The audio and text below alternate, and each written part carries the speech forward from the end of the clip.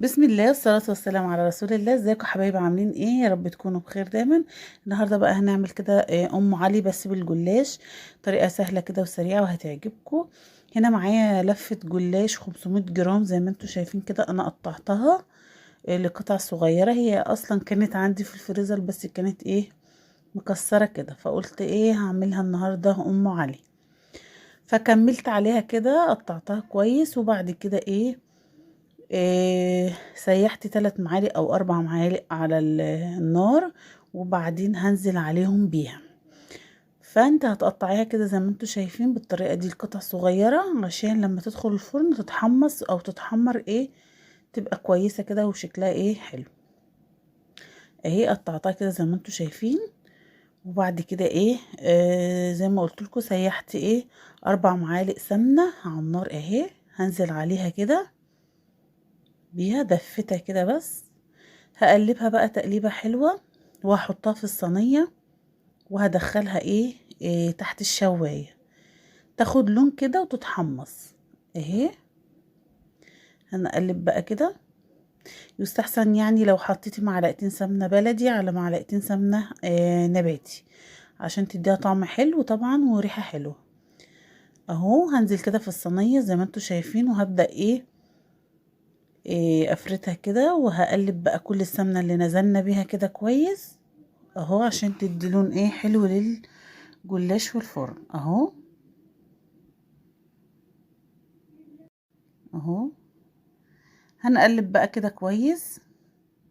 احنا هنا هنستخدم ايدينا عشان كله كده يتشرب بالسمنة اهو، عشان لما يدخل الفرن ما فيش حتة تحمر والتانية لا. هنعملها كده زي ما انتوا شايفين بايدينا كده اهو، لحد كلها ما تتشرب بالسمنة. وهدخلها الفرن زي ما قلت لكم تحت الشواية لمدة 10 دقايق، وعينك عليها طبعا، وكل شوية تقلبيها علشان ما تتحرقش، لان انتوا عارفين الجلاش ورقه ضعيف جدا وبيتحرق على طول. اهو هدخلها بس تحت الشواية 5 دقايق او 10 دقايق حسب ما تحمر معاكي. كل شوية تقلبيها زي ما انتوا شايفين كده اهي. دلوقتي احمرت اهي وبقى لونها جميل زي ما انتوا شايفين كده.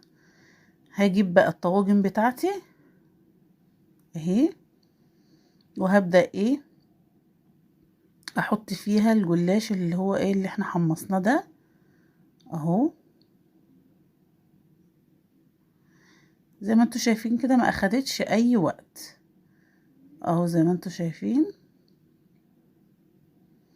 طريقتها سهلة جدا. ولو مش عندك ام علي جاهزة، ممكن تعمليها بالفطير برضو. انا بحب اعملها بالفطير مشلتت، واللي هي الجلاش برضو بتبقى حلوة، تبقى خفيفة كده وحلوة اهو. هعبي بقى كده الطواجن الموجودين عندي اهي،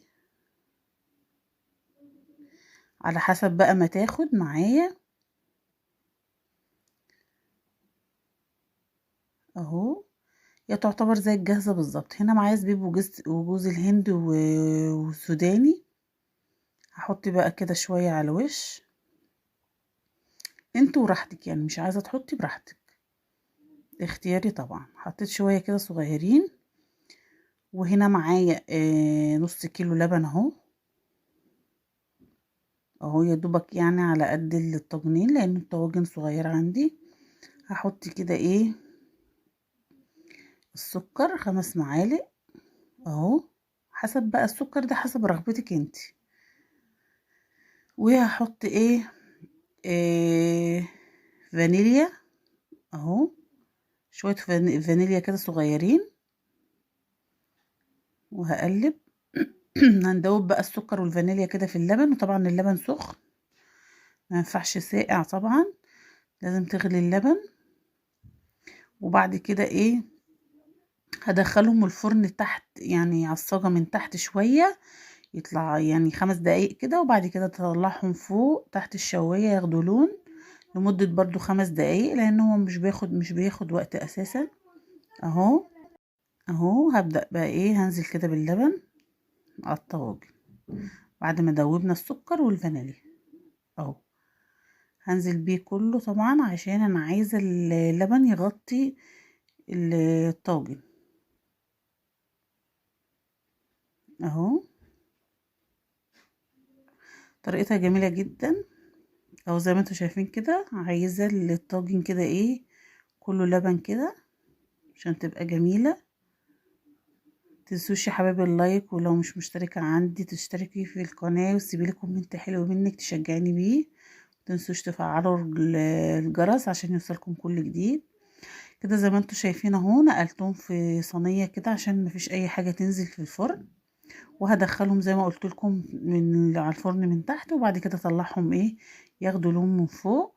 وادي كده اهو شكله بعد ما طلع، ريحته جميلة جدا وطعمه احلى. جربوه بالطريقة دي هيعجبكم جدا اهو. طريقته سهلة وسريعة جدا ومش بتاخد وقت. هنا بقى ايه قلت احط عليه كده شوكولاتة شيبس كده زي ما انتوا شايفين هو سخن. اي حاجة بقى تزينيها، عندك سوداني عندك جوز الهند تحطي اهو. شكله جميل وريحته تحفة. يا رب الفيديو النهاردة يكون عجبكم يا حبايبي، والطريقة تكون سهلة كده. جربوها هتعجبكم جدا، وإن شاء الله أشوفكم في فيديو جديد، والسلام عليكم ورحمة الله وبركاته.